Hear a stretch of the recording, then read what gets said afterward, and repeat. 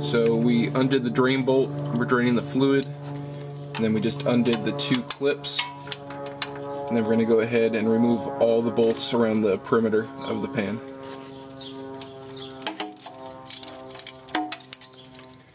So we've taken off all the bolts around the edge except for the four corners. Now we're going to work on the two towards the rear first, so all the fluid slopes towards the rear of the car, because it will get messy.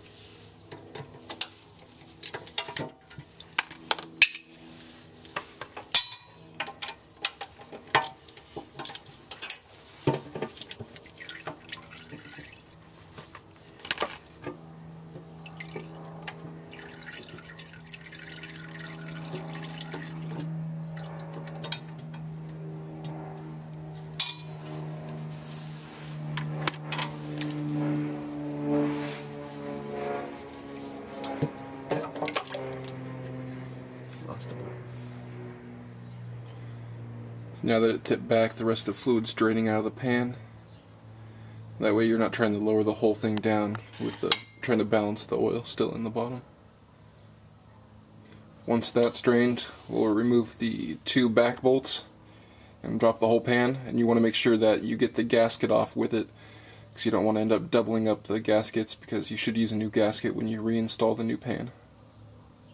I put all 12 quarts in, I filled it all the way up to the top. And then I just drained it out until it was done. So right now we're dropping the pan out completely. I can see that the gasket is still on there, so we're going to have to peel it off. And we'll bring things back when we're ready to bolt the new one back on. This is the PML transmission pan. And as far as I know, it's the only aftermarket replacement for, this one fits the Nissan Titan, Nissan 350Z, Infiniti G35, and the Infiniti QX56. And the reason I purchased this one is it has higher capacity, holds about an extra quart, and it has cooling fins on the bottom to disperse heat better. And I'm going to be tracking this car, so I need the coolest temperatures I can for my transmission. It is at the lowest point about 3/4 of an inch deeper than the stock pan, but it still shouldn't sit lower than the lowest point of the catalytic converter, so clearance shouldn't be an issue, although I wouldn't recommend this pan for guys that have their suspension set really low. Another great feature is that it has a boss in the side, so they can tap it for a temp sensor. Most guys that are running forced induction setups will need a temp sensor. It is sand cast. It's made right here in Southern California. The quality's great. The casting is really heavy duty, and it has a real nice machined edge, so it seals up really tight. It's not too heavy for how strong that it is. Not much heavier than the stock pan. And because it's cast, you don't have to worry about it bending or warping when you tighten down the bolts. It does come with all the hardware, including a magnetic drain plug, all the bolts and washers, and it's recommended that you get a replacement gasket when you replace it. This is the Nissan part number. You can order directly through your Nissan dealer. This is the PML pan. This is your stock pan. And if you're interested in the pan, you can check out the website. It's www.yourcovers.com.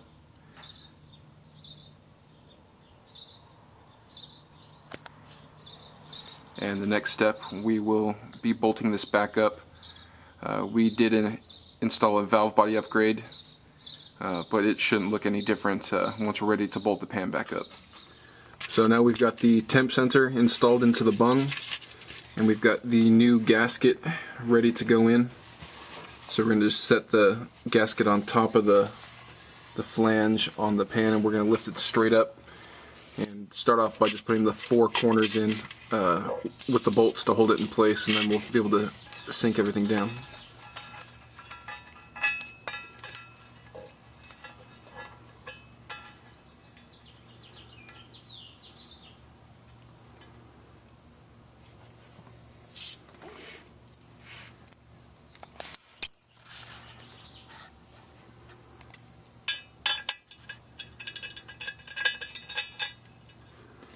I'm going to shut it off real quick so I can give them a hand with the other side. Now we have the pan on with all the bolts in, and now we're just torquing it down to OEM spec in the proper pattern as stated in the service manual.